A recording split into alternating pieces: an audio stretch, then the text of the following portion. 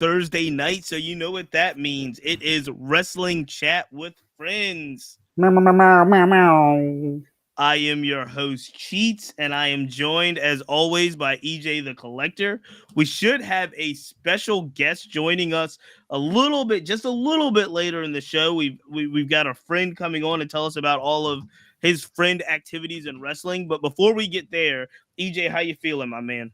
I am here. I am present. I'm accounted for, and I'm accountable. Cheats, great to see you this Thursday. And our fans, thanks for tuning in. Appreciate the privilege of your time. I'm EJ the Collector. Let's get right to Collector's Choice this week. I've teased it before. I've talked about it before. It finally arrived. A figure that I pre-ordered in November of 2021. Ooh. It took over a year. And it finally arrived. This is before he signed with AEW. He commissioned this. A really attractive heels and faces Danhausen character. Love it. I love it. Yeah, this is really well done. The artist who did this, fantastic. At this point, I'm not going to drop the name of the company because their service during the year was less than stellar. They took great offense when people started questioning like delivery times when it got to 6 months, 7 months, 8 months. Right. Yeah. So they did a great job, but they're not going to get my praise nor my criticism on this podcast. But it's a great figure. I'm really happy to have it. Danhausen. He's only got a couple of actual figures out there because AEW Jazzwares has not released one yet. But that's my collector's choice. And of course, I'm always representing the wrestling club. Shout out to our boy Victor Wallflower Perry on Twitter. We're at WCWF Pod on Twitter, Wrestling Chat with Friends on YouTube and Facebook. Join us, share us, subscribe, and tell your friends. Let's keep this train going. Let's tell your friends. Did you mention in the new round of AEW figures, is there a Danhausen? So there are two lines of AEW figures, Unrivaled and Unmatched. Unrivaled is currently about to drop Series 12, and Danhausen is in, I think, Series 13 or 14. So he's cut. They've announced it's been made, but there's about a series or two until they drop that series. So on the Jericho cruise that occurred a few weeks ago, Jazzwares premiered the next several iterations of series for both their Unrivaled and Unmatched collection. A little sneak preview. So Unmatched 6 was just dropped on ringsidecollectibles.com. I have pre-ordered the Ruby Soho figure. But yeah, they're about to drop 12 on Unrivaled. It's going to feature the Bunny, the Blade, the Butcher, I think another Mox figure. And then the series afterwards, or the one after that, Danhausen will be featured on that one. So I'll definitely get my hands on that. And do we know the difference between Unrivaled and Unmatched? So Unrivaled was the first line of figures. They started releasing series of 6 on Ringside Collectibles made by Jazzwares. They did about 4 or 5 series of Unrivaled before they dropped Series 1 of Unmatched. They're the same type of figures, different packaging, different line. Wrestlers have been featured on both series. So it's just 2 different lines that they're doing, but physically, there's not really a difference in the figures. The packaging is just styled a little bit different, but they're both great. Jazzwares, AEW, making a great set of collectibles for their fans. That is awesome. And as always, WCWF is brought to you by the Family Podcast Network. Make sure you check that out as well. It is thefamilypn.com. And we're going to jump right into it. You know how Thursdays go. Thursday is our AEW night.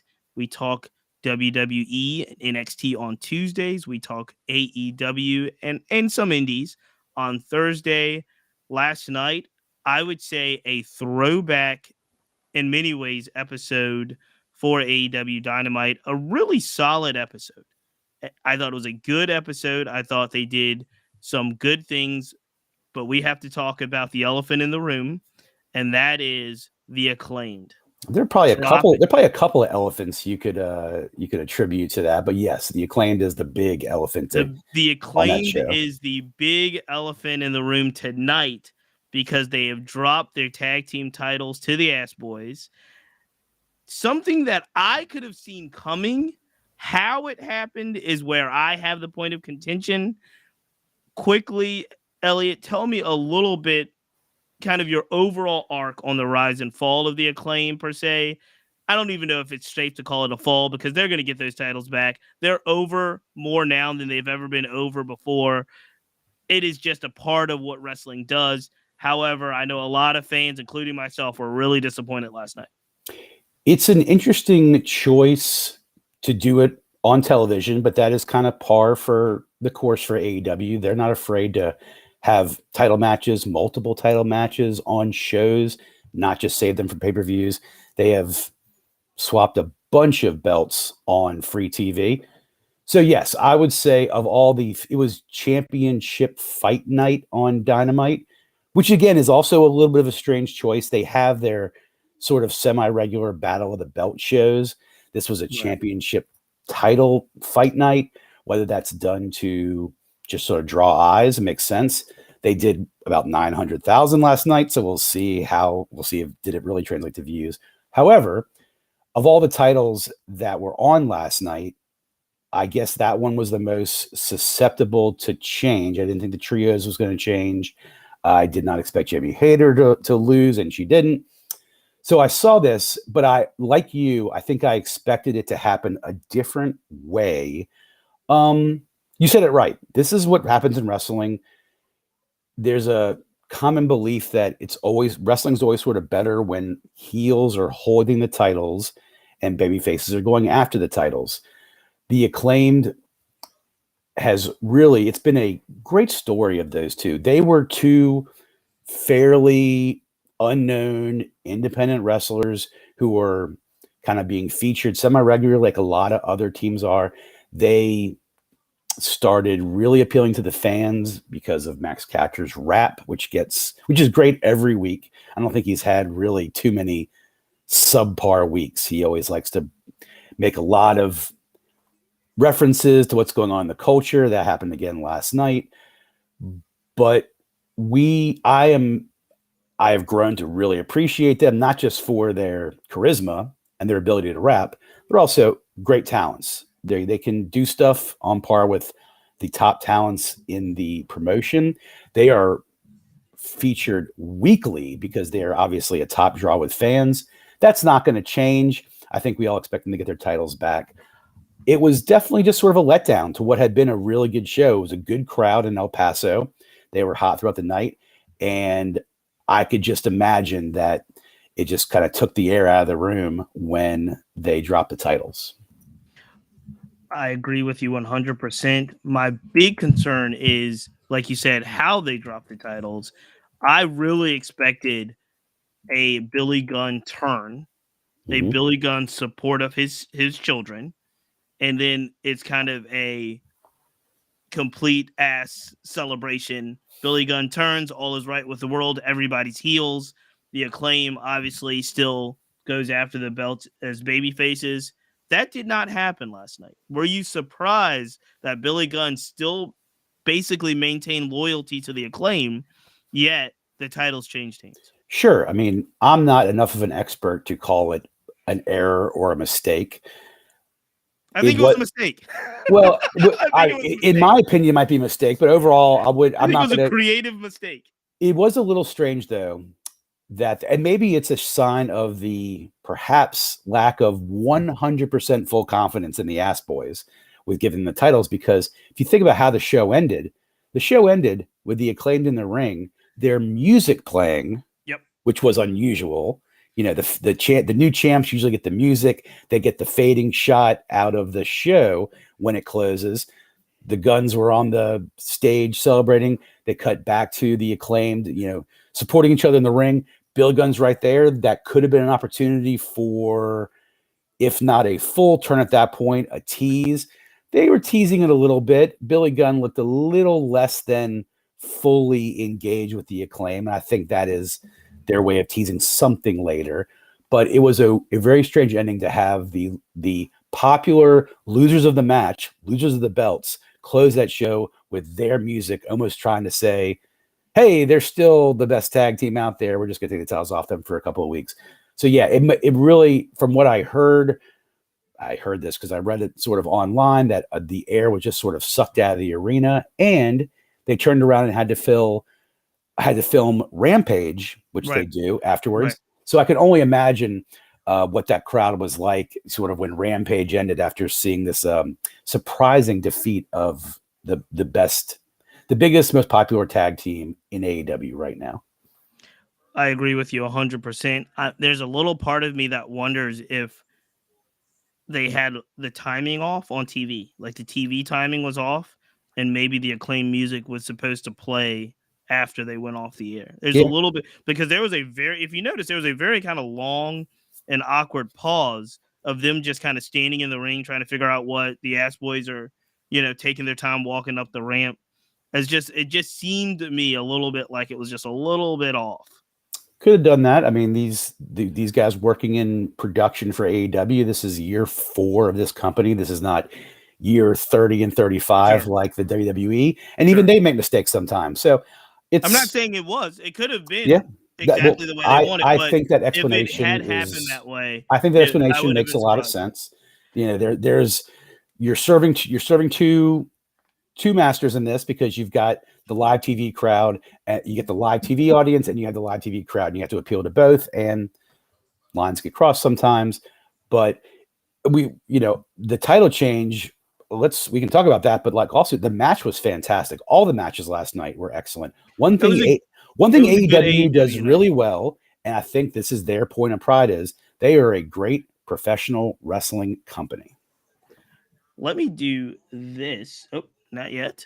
I agree with you 100%. I thought AEW was a really, really good throwback turn. When I say that, I am going to say, and we've talked about this constantly week after week, I don't believe AEW has been giving us quality Dynamites and Rampages as much as I think they could have been, as much as I think they were giving them to us a year ago, per se. So I do think there was a lull in both what Dynamite was offering and what Rampage has been offering. However, last night, they lead the show off with MJF's title defense against Takashi. I just thought that was a great match. Oh, yeah. They had the Bryan Danielson Roosh match. They had the trios match, which was the AR Fox Top Flight match versus the Elite. They had some really, really banger matches. And I think, in my opinion, it was like, in many ways, it's hard to say with such a new company to continue to say this was a throwback episode, but it was an episode that got me excited about AEW. For sure. You had all the elements there. You had the world champion opening the show. You had the world champion peppered in kind of throughout the show. You featured the women's championship match. You featured both your tag team trios matches. What was not featured? The TNT title and the All Atlantic title. Okay. But Jade is a Rampage fixture at this point, right? And Jade is now, even though she's been dipping her toe into the Dynamite foray, which I think they should be doing, she is definitely sort of, that's the main women's title on Rampage. Orange Cassidy also, that All Atlantic title is kind of a Rampage title. There is no brand split in AEW, but there is sort of a de facto brand split as you are creatively telling these stories over the weeks and months. You're exactly right. Well, guess what, Elliot? I am really, really excited because we are doing a throwback episode in many ways when it comes to Wrestling Chat with Friends, because we are bringing on a friend. There he is. For the first time ever on WCWF, we are welcoming in Flobo Boyce, who you may know from his NXT podcasting days. You may know from the MacMania wrestling show on The Ringer, Spotify. He is all over. He's been doing it big. I've just recently met his acquaintance, and I'm so honored to know him and have him on the show. Flobo, welcome to Wrestling Chat with Friends. WCWF, Flobo has arrived. We love it. So much. I am so glad to have you on. We're going to go through your wrestling journey. This is what we do on WCWF. We're going to talk about your wrestling journey, how you got into wrestling podcasting, some of the things that you like and look forward to. However, we are going to start, since it is AEW Thursday night for us. Just the general. Have you been following the product? Who in AEW do you watch and like to watch? What's your are you an AEW consumer? I am. And I still go, even though the produce isn't as sharp as it was. You know what I mean? Like all of my favorites. If you would have asked me this question about a year ago, I'm like, oh man, I mean, I heard Claudio's coming. There's a Wardlow. I mean, Ricky Starr, he's great. But it feels like everyone has kind of hit a wall. So I show up because I know how good that produce section used to be. I mean, maybe it was a bad harvest, you know? But some episodes was kind of like, you know what I mean? Like last night, for example, I think there was a lot of good segments. I really enjoyed it, but MJF had like 4 segments, and he did. They used the champ a lot last night. Oh man, you get mad at Raw for doing that, but you're like, well, that's 3 hours. But you have a 2-hour show, and you're sitting there going, okay, you know, like I felt like that was kind of crazy. And how the show ended, which you guys talked about. So I'm a consumer. I'm not as hype about it these days. But there's so much tribalism out there on Twitter. I don't want to say that, you know, one show is bad and one show's good. It's just kind of balance. Wrestling ebbs and flows, and you know, like you said, about a year ago, if you were talking about AEW and CM Punk and Omega and all of the things with, you know, Vince on his way out, there was this whole thing where it was like it felt like AEW was ascending and WWE for whatever reason was not putting out the best, most creative product. Yeah. Fast forward a year from now, I think WWE is hotter than it's ever been. And I hope last night, DJ, you and I were talking about this, I hope last night was a start of almost like a throwback in AEW to figure out how to use the assets they have, how to like make, because what they do is make great matches, continue to make great matches and get people interested. What do you think, EJ? I think it's becoming more apparent week after week that these are 2 very different companies with very different priorities. WWE, especially if you've seen it over the last 6-7 months, they are what they've always been, an amazing entertainment company that is nominally about wrestling. You know, it's definitely wrestling, certainly the feature of it, but it is about the characters and the story and the drama. AEW, I think, is a professional wrestling company. That's what they want to be, which is finding its footing because it knows it has to play in that entertainment space because that's what professional wrestling has always been. But they have the talent. They have the artillery. Something, and probably a couple of things, are just preventing them from hitting that next level if they choose to actually try to go to another level. I think they're fairly content with how they are now. I'm sure viewership, they could always want more viewers, they could always want more revenue. However, I think Tony Khan, being at its heart a pro wrestling fan, he's giving wrestling fans what they want to see when they turn in. It is definitely an alternative to WWE. It's a little more noir, a little more gritty.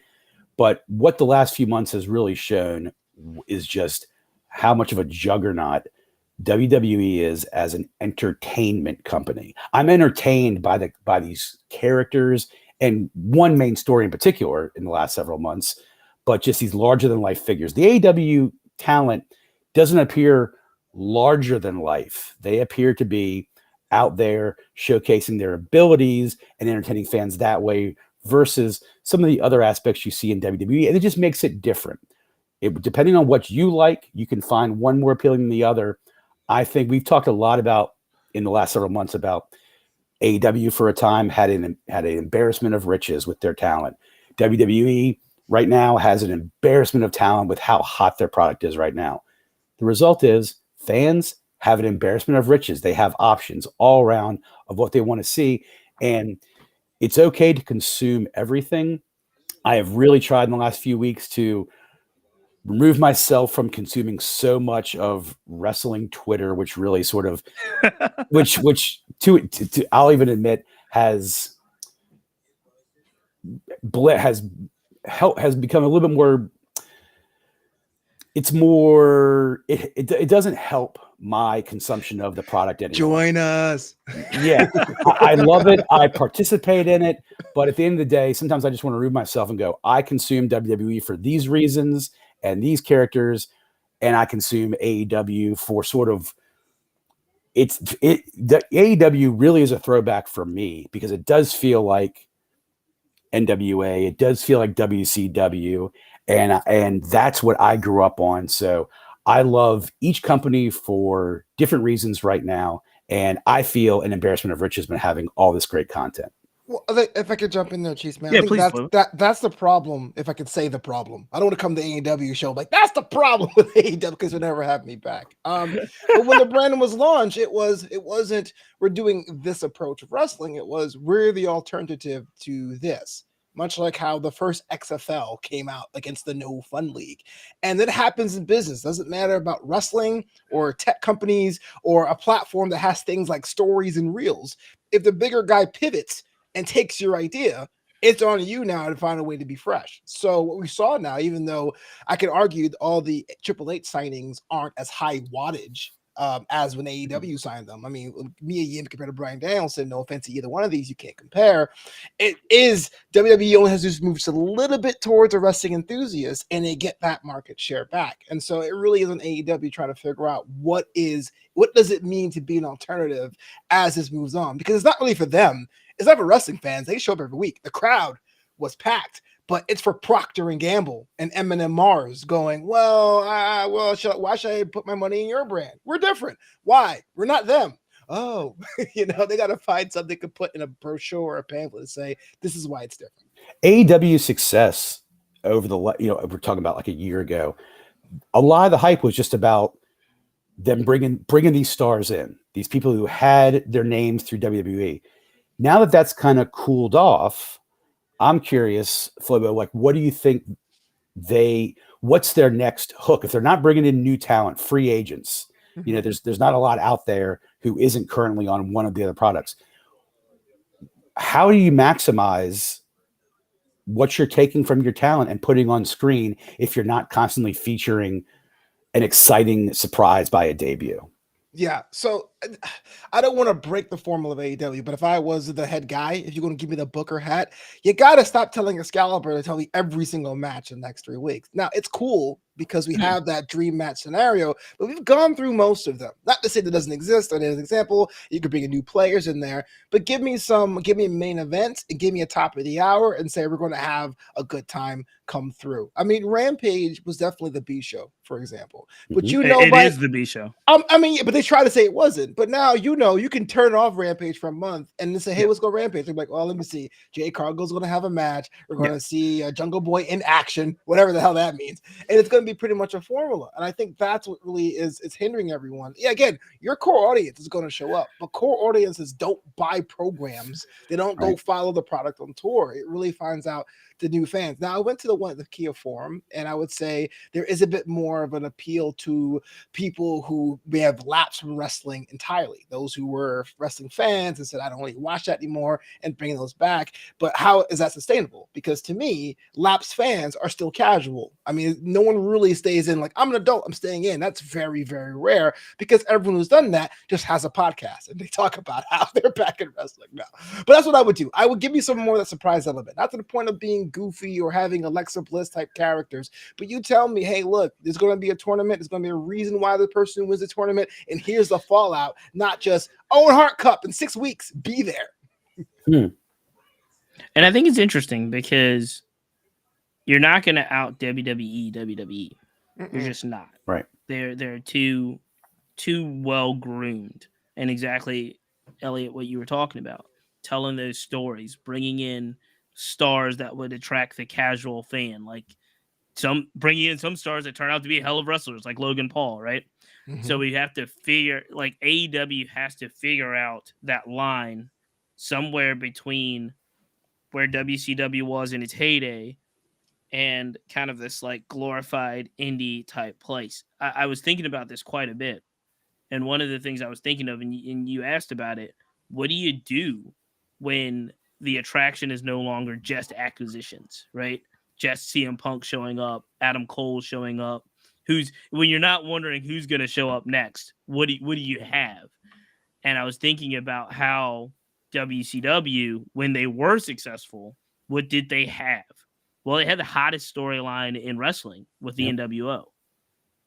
AEW would have to figure out now that a little bit of that who's going to show up next week is off. You've got to really start crafting what are the best storylines. And again, these are not storylines that I think has to beat the bloodline, because you're not. But it should at least, if you're going to be as competitive as I think AEW can be, you got to have, if you're talking about overall, what's the biggest things in wrestling? All right, WWE is the biggest company. They have the biggest storyline. The Bloodline's a great storyline. But if you're overall taking up all the things that are happening in professional wrestling, you got to have 2 or 3. Like, you got to have, you've got to have your best storyline. AEW's best storyline has to fit in either the 2 or the 3 slot, right? To keep it. And I think that's where, for me, over the last year, that's where we're challenged, right? Where's the storyline with all of this talent that they're acquiring from the indies and from WWE? And that's a hard sell if you're saying 6 weeks from now we're going to have a 6-man tag match. Like, wait, what? Like, I think there's a little bit of a balance there. I think when you show your hand, and it's cool to say we have the traction, but there is that element of surprise. We know Roman Reigns is not going to wrestle every week, nor should he, because that's how you would wear him out. But when you say trial of Sami Zayn, or you say he's backstage, you get to see an element how things are pushed. Now, even though it was really clunky, I think it was kind of dumb. I did like how MJF's progression was last night. It just felt like it was 3 weeks of story crammed into one. But then there's weeks will go by and you're like, I forgot who's champ. Oh yeah, it's him. And that's a problem, because ultimately we could talk about flips and moves and all these finishes all we want, but we're talking about why you should get back into wrestling. We talk about 2 things: character first. Hey man, there's a bionic redneck. Hey, there's a Miami playboy. Hey, there's a showstopper that thinks he's the most sexiest man alive. And then stories. I can't believe Bret Hart tapped out at Survivor Series 97. That was the 2 things. We don't say tie-ups and snapmares. I'm sorry. And we love watching it when we're there, but that doesn't buy me the ticket. You're absolutely right. And that is right, but I do wonder, is there just a time?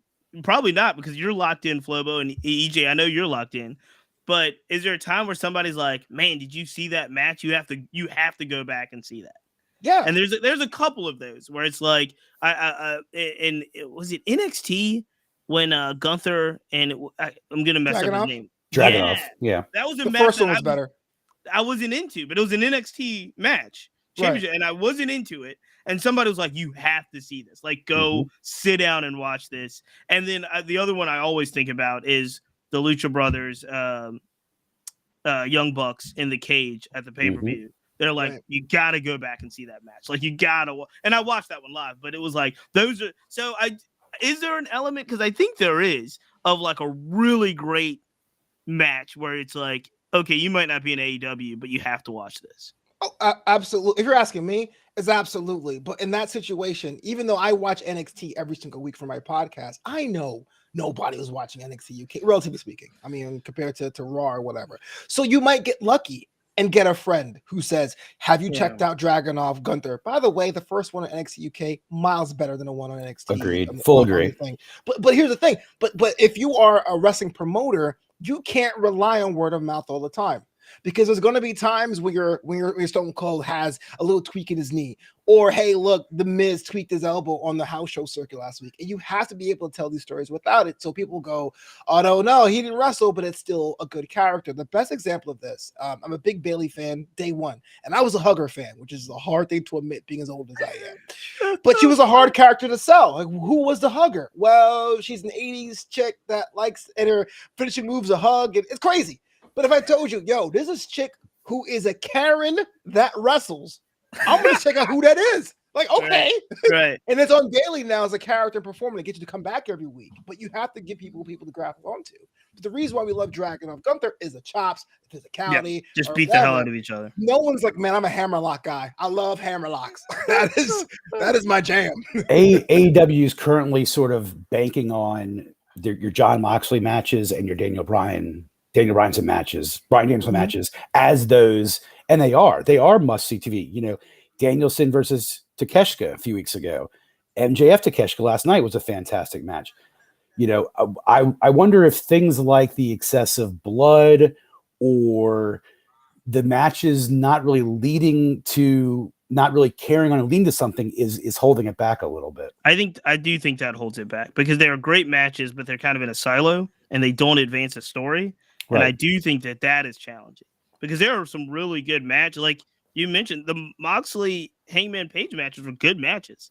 They didn't they're not leading. We know they're not leading into a storyline that has an arc, if that makes sense. So it's also kind of hard to be like, like Flobo was saying, you got to follow this story. Like they might have their characters squared away, but there's not a story there. And if you have an asset like Jon Moxley at this point, who I think had a great year last year, definitely top 5, wrestlers of last year, but now he's kind of a really top guy with a great character that doesn't have a story. He's like kind of flowing in the abyss, right? The stories are lasting basically either from 8 p.m. to 10 p.m.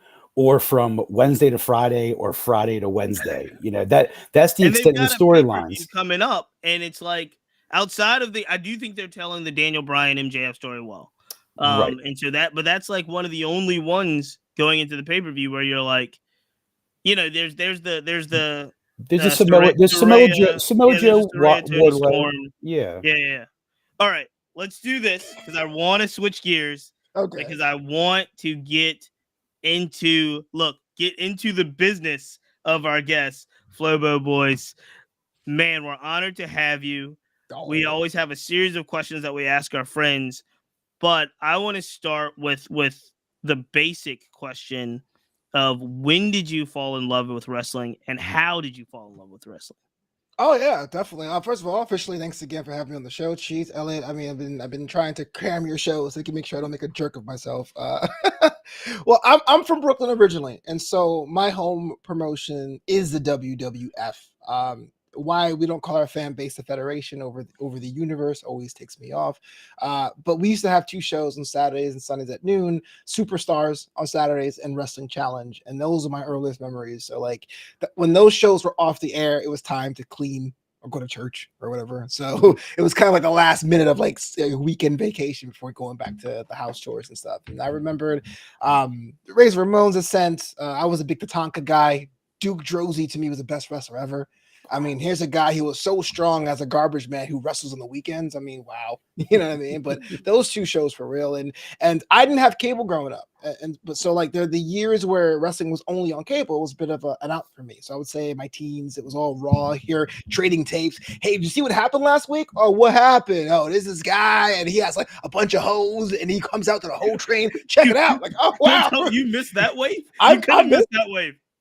For real, I used to get the bunny ears on my TV. Oh my goodness! Like jacked and metal on Saturday night, trying to and shotguns. Shotgun, trying to get that stuff thing until I was 17, 18, and I stole cable like a real man. So that was always my thing with WWF. I mean, I watched worldwide every once in a while. I drop into NWA. I'll be the first one to admit I watch New Japan twice a year because I go to bed at night.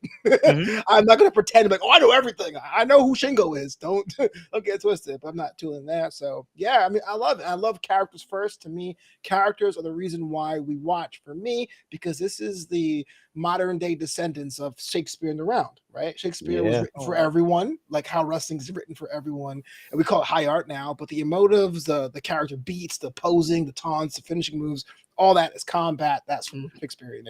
Did you mentioned it about like tape trading? I was not a child of tape trading. I did have cable. I watched cable. I imagine in New York, that's where a lot of that, not how much started, but that was a main way to disseminate wrestling. Tell me about like how you would go about finding people who were trading tapes. Like where would you go, and what are some of the early tapes you remember sort of consuming? So what gets you started is definitely your classmates, and they used to be shout out, pour one for the homie Sunko's Video. That was really because he used to take old tapes, you like transfer them over, try to make them look as professional as possible. But as you got into it, since it was the mid late 90s, there was AOL chat rooms. and message forums. And so you put tape trading, okay. you put in your town, and there were some sketchy times going from, even though New York is one town, going from Brooklyn to Queens is kind of scary. Like going from the Bronx to it's kind of scary. That's Like, great. and so I remember getting a lot of the British or the UK pay-per-views from WWE because the rumors were, hey man, Jacqueline takes off her top, and I was like 13 at the time. They're like, yeah, but that opened me up to regions and different styles and all that. And truthfully, a lot of times I'll get stuff in like deals and not know what I got. Like sometimes I had Heat Wave. And that was a classic tape that people really wanted to have in their collection. And for an awkward trade, I got like Japan tapes, Brazilian tapes. It was just like nuts, and until I was like, there's too much space. My dad's like, what's all this? But it was a kind of cool time to go on adventures across town to find people with tapes. Were you also like consuming like Pro Wrestling Illustrated and The Wrestler and those sort of magazines too? So I got subscriptions to Raw magazine because back then that was the one that was not in kayfabe, because WWE magazine was. Raw was written by Russo at the time, so that was just like written behind the scenes. But the rest was all face value. If I had the money, I could buy one issue. I didn't really subscribe because money was tight. My parents didn't really quite get it. My parents were also immigrants, by the way, so if it wasn't like math textbooks, they was not going to give me the money to buy. What this? What this? Who's a Raven? Okay. Just hearing you talk about it, it does remind me, most young people might not remember this. People our age would. There used to be a thing called video stores. And when you would go to the video store, there was always like the wrestling pay-per-views that were on video, like on VHS. And you could check them out of Blockbuster or wherever it was, watch the pay-per-view and bring it back. And now we're so consumed with everything, like what happened last night, what happened now. But I remember watching like old WrestleManias from renting them because my parents weren't going to pay pay-per-view prices for me to see WrestleMania. But I would see it a couple weeks later at the video store and be like, we have to see this. It's just hearing you talk about it made me think about those days. Don't even say weeks, because back then it was months, man. It was like 7 to like a year and a half. It was like, wait, really didn't. Maybe I knew what was going to happen at the end, but I enjoyed it all the same. I just remember thinking it was cool. Yeah, who were your favorite go-to wrestlers throughout your life? Like, these are my top guys. So there's, for a lot of reasons, the big three growing up, I had mentioned before, were Tatanka, Razor Ramon, and Duke the Dumpster Droese. When I was a kid, those were like the ones like, wow, I want to be like those guys. The Rock and D'Lo Brown to me are two halves of the same coin. Back then there weren't a lot of brown heroes in TV, still not, but there was a lot less. So much so I thought Aladdin was the best Disney movie because he got the girl at the end. The Rock, and I was also a heavyset kid. The Rock was like exude confidence. I wanted the confidence The Rock had, but I always felt I loved the wrestling moveset of D'Lo Brown. This is why I go back to my original point, because D'Lo, as a big guy who wore a chest protector, had high flying moves, did submission moves, had technical moves. He was great, but as a character, you couldn't describe who D'Lo was. You're like, oh, I mean, he moves his head and he gets he better recognize, and it was like, so to me, I always felt like D'Lo was like the Michigan J Frog, like, yo, this guy's nice, and then you'll come out and get his ass kicked. You're like, hello, my baby. Hello, my but The Rock was like, he was a super. Even back when we had the mutton chops with the Miami shirts and the gold chains, it was like, I didn't think we could do that. You know what I mean? To walk down there and have confidence and have a white guy and Vince McMahon be like, I want you to be on my team. That to me was like a fantasy. I didn't think it was possible. And so I was really big on those two guys. But to this day, when people ask me best wrestler of all time, it's D'Lo Brown. D'Lo Brown is the guy. Wow. Is there a current modern day contemporary D'Lo Brown? Somebody wrestling today.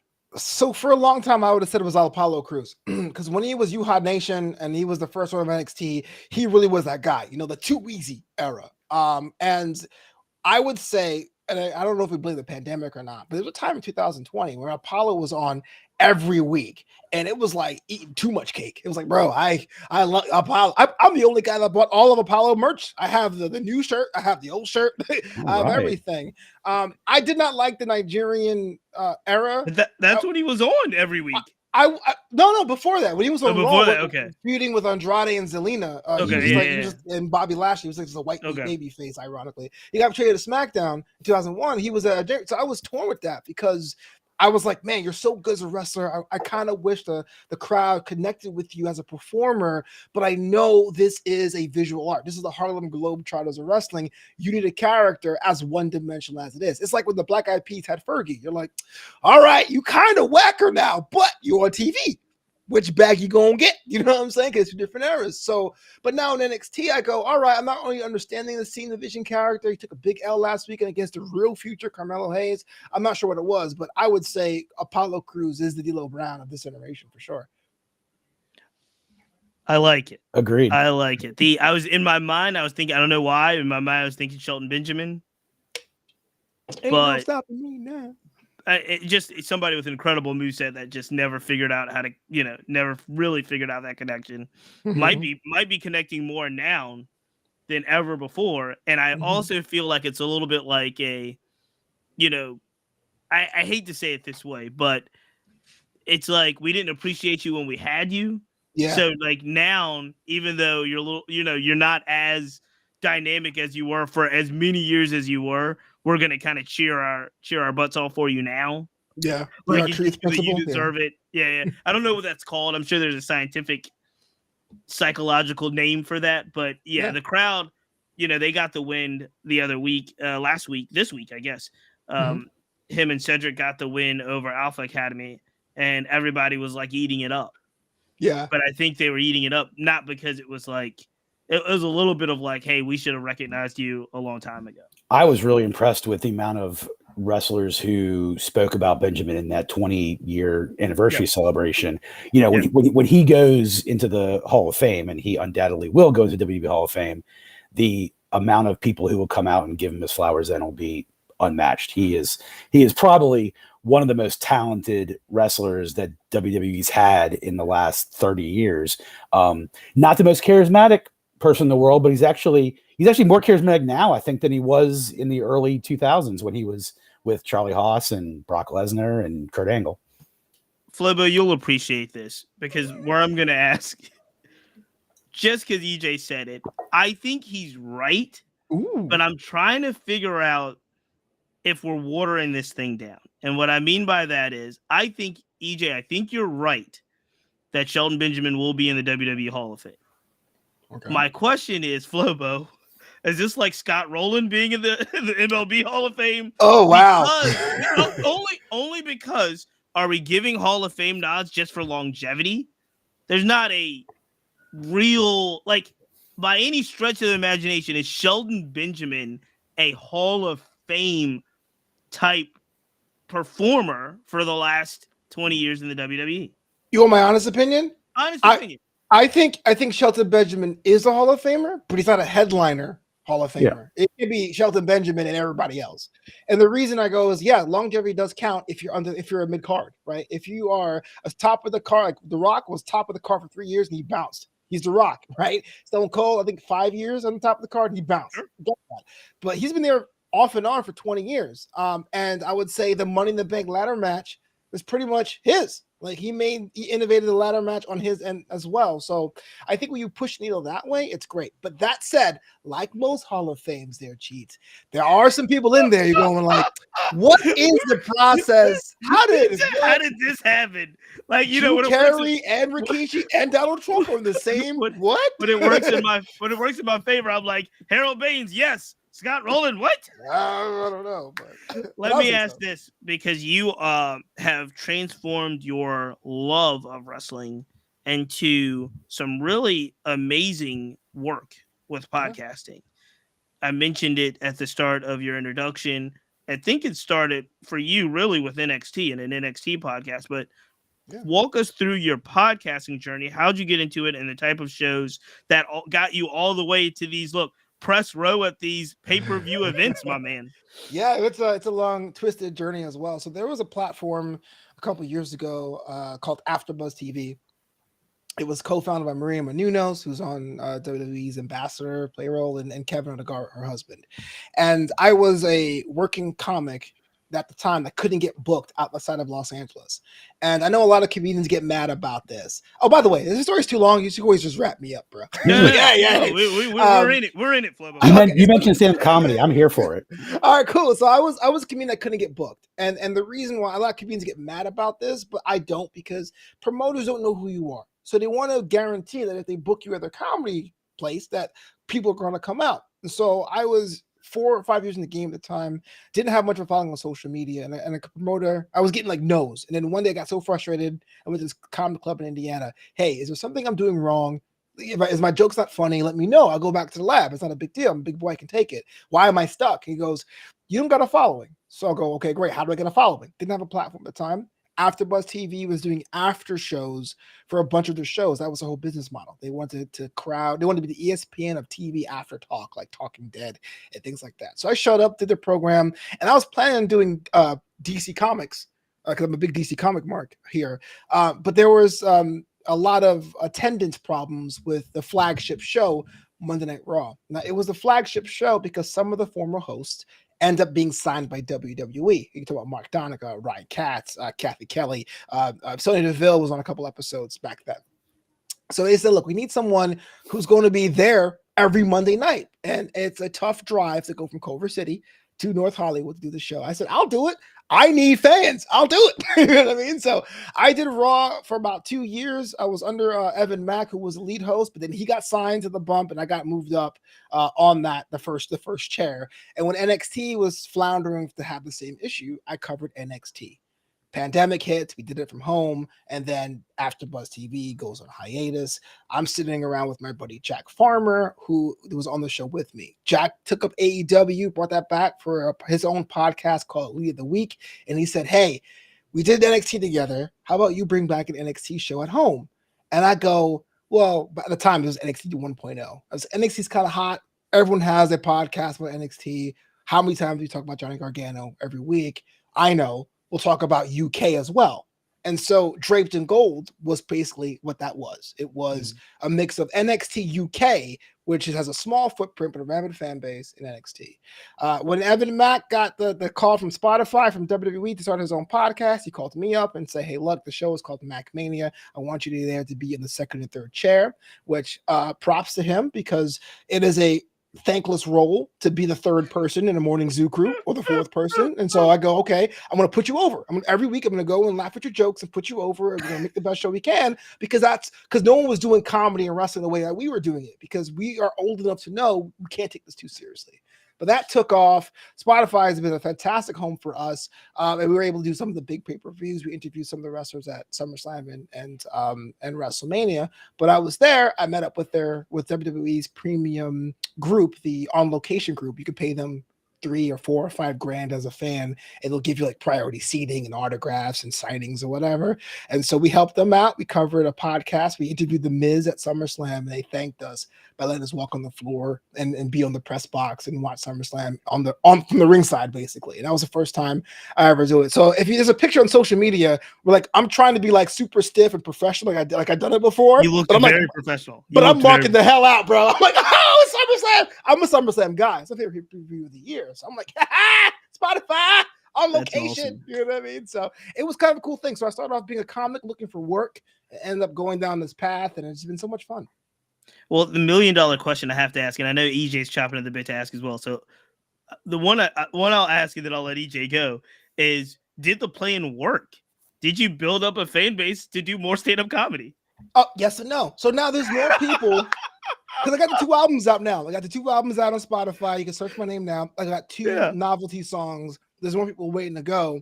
But I got to go back. I basically had to start over from scratch because my comedy contacts got washed out with the pandemic.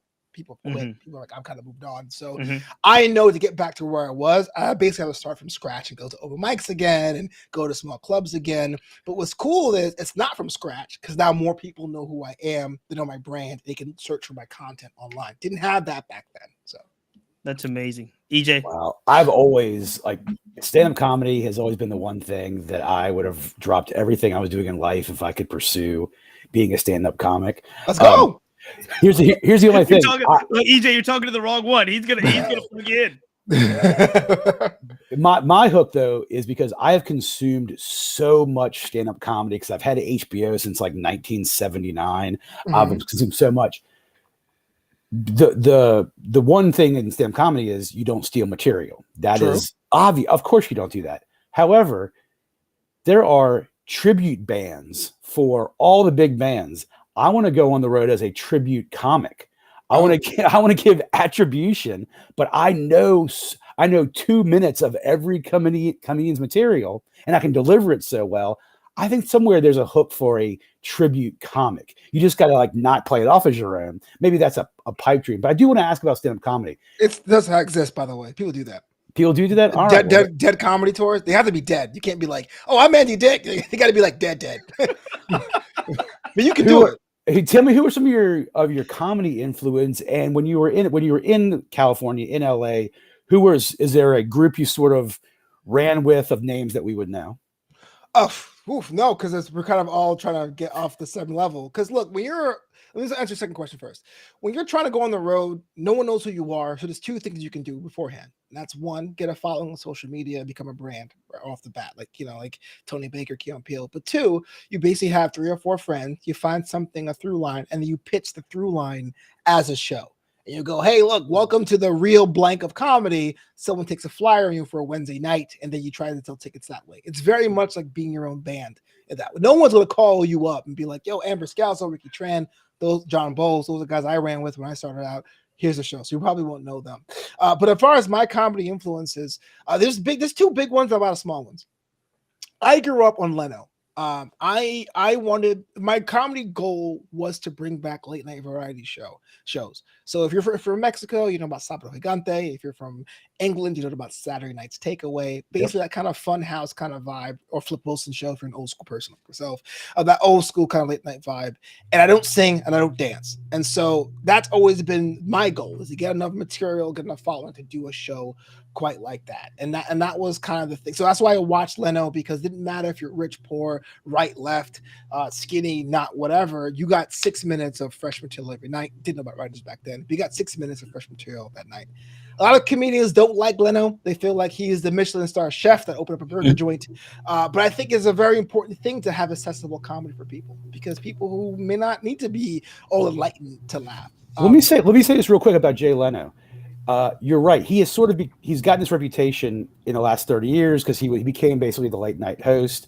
He was one of the funniest stand-up comedians there might have ever been. I actually saw him in Richmond in 1991, right before he became the permanent guest. Maybe he was the permanent guest host. This is when Carson was still doing it. He was about to take over, still a year away. He was the #1 stand-up comic, one of the funniest stand-ups I have ever seen. Ever. So big props to Jay Leno. I like. He still got it. I saw him I saw him after his car accident, before the motorcycle accident. I saw him in December, and he still got it. Seinfeld was a big, cool show too. Though his style of comedy doesn't really exist anymore. That's why I like going to his shows, because it's very calculated, very technical, very observational. Whereas now humor wants to show your vulnerabilities and where you're from. But the other big one, my favorite comedy special. And this is high praise, because there's comedy special legends out there. Oh, yeah. That N word's crazy, bigger and blacker, etc. Delirious. My favorite one is Crazy Normal by Trevor Noah, and the reason being it's a 2-hour long special, and I'm from the United States. I've been living in LA for 15 years. I'm from New York. I have West Indian parents, but I've basically been here. But he breaks down life in South Africa, politics and politicians in South Africa in a way that I can understand, to the point where I can laugh at it. I'm like, that is an art form. And I knew that before he got that job at the Daily Show. I said, if you can do that, if you can, not a language barrier, but a cultural barrier, and I go, oh, that's Jacob Zuma. That's crazy. You know what I mean? Go Prime Minister of South Africa. Like, for me, it was just so cool. I want to be able to do that. I don't want to necessarily like preach on my shows, but at least I want you to walk out and be like, I remember the time I had. Because there's some specials and shows I watch, I go, that was funny. It's out your mind. So I want to be able to have some kind of substance there. So Trevor Noah's Crazy Normal was a big one for me. Flubba, who would you say is the funniest wrestler today, and then maybe your all-time funniest wrestler?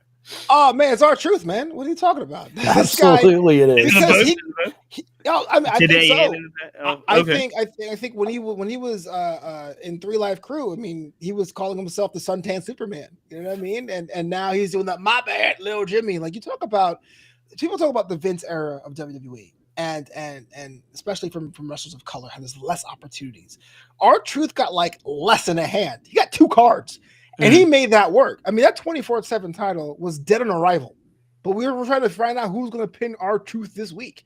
Little Jimmy was supposed to be a heel gimmick, but it became a face gimmick. It almost never happens that way. And to do that inside the confines of the house rules of WWE, and by that I mean this is Cena spray painting poop on a card, and Vince McMahon wearing a do-rag, and Divas Mud Bowl matches. If you could make yourself funny and fresh inside the confines of the WWE, that has to be it. And a joke for me that makes me laugh that no one else gets is that R-Truth had like put Cena through a table on Pipe Bomb night. And Cena was out for like 10 minutes. So the most devastating move in wrestling trivia is going to be from R-Truth because he knocked out Cena on his ass.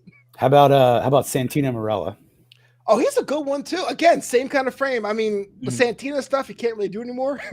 Right. But race walking to the Rumble, I mean, it takes comedy in general does not get the respect in a lot of art forms. When it comes to Oscars, I can't think the last time a comedy has won Best Picture. But if you're a comedic gimmick and a comedic heel for that long, and Santino was, and even a face too, that tells you you're dedicated to your character and craft. Because Santino can't change. He can't drop an accent like Kofi Kingston. That's who he was. And so being able to do that and find crazy or finding new ways, new iterations for the same character really is the stuff that I like as a wrestling fan. Character development to say, if I buy into you, because once I'm on to you, I'm on forever. Sheamus is an all-time Flow Bowl guy. Cesaro, all-time Flow Bowl guy. Bailey, all-time Flow Bowl gal. But your job is to really find new, fresh ways to do iterations of your character. Send to that in spades. So absolutely. So you talked a little bit about your kind of love of creative chops and obviously comedy. We've just talked about kind of this last 12 to 14 months with AEW floundering in many ways. If you were put in the chair and kind of given, if you were put in the chair and given one thing you could do to help turn around AEW in a way that gets crowd engaged, what creatively would you like to see from a product like AEW? They got to go to their homegrown talent quicker. This is people always compare AEW to WCW because they're the number 2 promotion. But if AEW is not careful, they're going to be Impact, or at least the Dixie Carter era of Impact. And that is, they're going to have their main event Mafia, and then it's too late and go, oh, we're going to our TNA Originals when no one really cares. You have all these things at your disposal. Ricky Starks has been sitting there boiling hot for like a year and a half, waiting. Wardlow was the hottest act in forever, and now he's getting choked out like a wuss, and his hair getting cut off about 2 months ago. But you get the idea.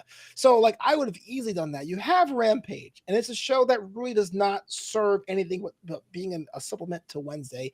Give me a reason. If you're going to say, hey, look, our main event is always going to be an ROH main event. If you're going to keep the brands together, great. If you're really going to have actual title matches, mix them up. I don't like the fact Jade Cargill is on an island in TBS. You tell me visually she's your next star. And instead of you giving her the title, you make a similar, separate, but equal title and put her on another night. It's like, bro, you got to integrate that more because you haven't told me which is worth tuning into. I tuned the Dynamite because it was the first, but is Dark Elevation good? I don't know. Is Dark good? Is Rampage good? Are the ROH shows good? Everything's just too flat. Give me superstars. Give me an era where we can get away from having Britt Baker. No offense to her, but just give me some new characters to sink my teeth into that I can enjoy. And yeah, some humor can be great.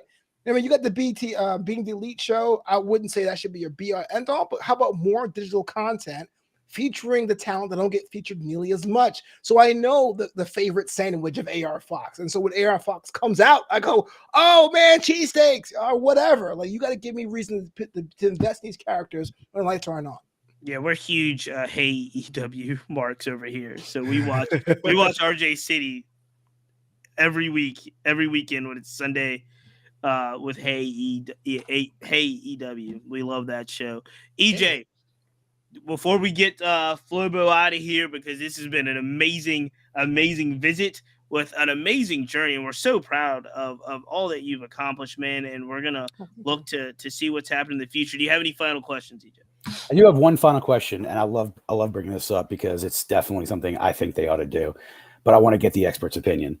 If you want to suddenly, I won't say increase your viewership twofold, but if you want to crack $1 million viewers consistently, one thing they could do is make nice with CM Punk, bring him in for a program with Kenny Omega. You pro Punk or anti Punk getting back into the AEW fold?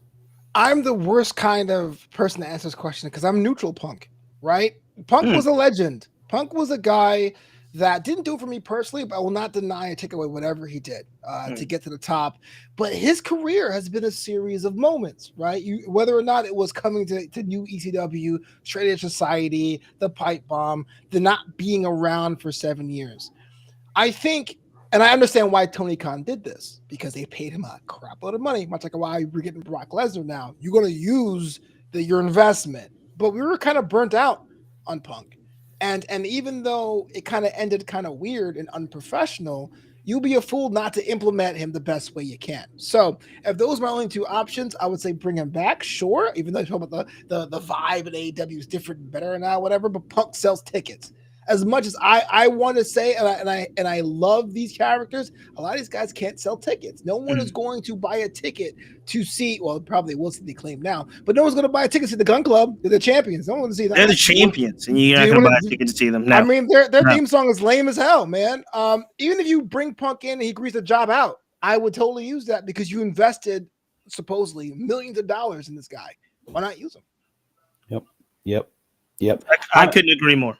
Yeah, I'm inspired by you. I'm going to start checking out your podcast even more than I already do. You and I are going to keep an open line of communication because I want to learn more about the stand-up comedy game. I really appreciate you being on with us tonight, Flobo.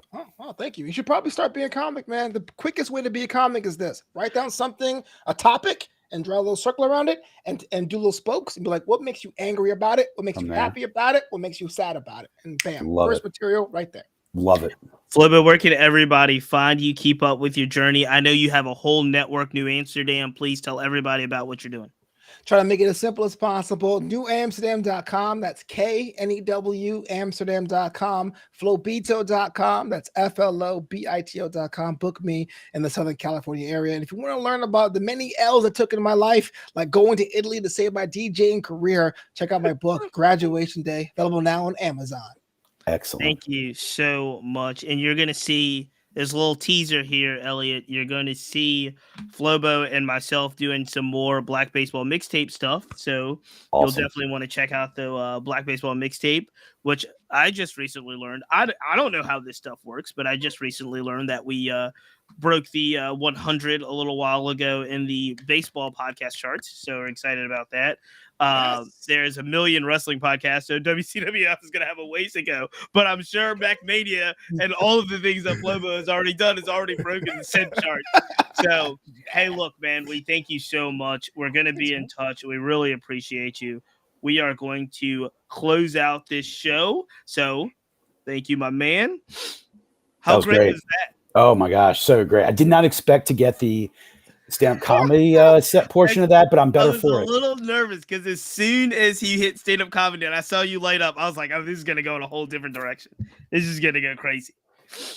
But I'm glad. Tune in for Wrestling Chat with Friends, the Tuesday comedy show coming to the Family Podcast Network. Work on your stand-up. Before we get out of here, because we are a little bit over an hour, let's ask about we talked about the Acclaim, which I thought was the big storyline, but there were several others. As you mentioned, MJF led off the show, Bryan Danielson, Tony Storm and Saraya is still there, still advancing that storyline. Before we get out of here, is there anything AEW-wise that you're kind of looking forward to as we go into Rampage on Friday and then another Dynamite next Wednesday? Well, I feel like we've said this a little too often, but I'm kind of looking forward to kind of yet another maybe AEW reset. You know, we're all still waiting for Ring of Honor to do whatever it's going to do, but I think the reset needs to happen. I think you need to probably put those titles back on the Acclaimed. I think that's the short-term plan. I think Wardlow needs to get back in the title hunt in order just to reestablish himself as a top guy. Samoa Joe has that Ring of Honor TV title. You can feature him on TV anytime you want. He will not disappoint. He'll put on a good match and he'll bring in eyes. I think Wardlow, I think you got to get Ricky Starks and Powerhouse Hobbs even more exposure than they currently have. And you got to start treating House of Black like they are a dominant faction. They're stars. I think they are not put in a position of dominance. And maybe, I mean, the only way you do that, and it seems like we were wondering why this hasn't happened yet, but I'd like to see House of Black start stirring things up with the Elite. I think you got to clash those together. The trio's title kind of makes it great to have them, but I think you need Malachi Black, Buddy Matthews, Brody King, Julia Hart as more disruptors than just sort of being out there. So be nothing better to have them establish a dominance to disrupt the EVPs. And I think I want to start seeing a little bit more of that going forward, but that's a laundry. There's a laundry list of things that we would want to see AEW do. They're hovering at 900,000. I want to see them get to 1 million. I'm sure Tony does too, but Tony just needs to continue surrounding himself with people who are creative. And I'm not seeing, I don't know if he's got the right people, but he hasn't asked my opinion. But, I hope for the best for AEW every week because it is fantastic. And right now it's a good compliment to the juggernaut, which is WWE, which we talk about on Tuesdays here on the show. So just keep at it. You're in year 4. It's a process. You have all the talent in the world. Start, I love MJF. I love seeing MJF on my TV. But even I didn't need to see him 3 times in the first hour. It felt like a little bit much, even though it's a great story and they're going to have a great feud at the pay-per-view. Start getting some of your talent that can dominate television back on TV more often. I like it. We'll have to leave it there. But I agree. I agree with a lot of what you said. And I agree with a lot of what Flobo said as well, is start getting some of those storylines, some of the secondary storylines, because I do think they have a good storyline at the top. MJF, Bryan Danielson leading up to the pay-per-view is a good one, but what are we going to do with everyone else? How are we going to really develop those into not just like, okay, we've got Samoa Joe versus Darby Allin, but like a story that people really, really care about. And that's the part where I'm still not there yet, right? Yep. I still don't know if I am invested in those other stories where I really should be invested in those other stories. And that's what's going to advance AEW, but they haven't figured that out yet. So as we get out of here, I'm trying to think of a match that we should watch this week. I'm trying to think of some type of old school 1985 VHS tape type thing. So I will say this: if you have Peacock, you can go back and watch all of the WWE and all of the WCW, kind of that whole library of old stuff. Cameron and my son, went back and watched the first Clash of Champions and then the second Clash of Champions. Wow. And some of that stuff, the first and second Clash of Champions, are phenomenal. Is that Flair and Steamboat? I want to say Flair and Sting with the judges on the side. That was the first one, yeah. It was so good. It was so good. And the crowds are hot. It was just really, really an amazing scene. So if you're going to go back and watch some old school wrestling that was out on those VHS tapes, I would say go back and watch some Clash of Champions on Peacock. They have a great library of old stuff. And I would say go back and find some old British Bulldog Hart Foundation tag team matches. As always. Elliot, as always, this is Wrestling Chat with Friends. We want to thank you. Make sure you subscribe. Make sure you follow us on social media. And we will be back on Tuesday. So, no further ado. 1, 2, 3. Until next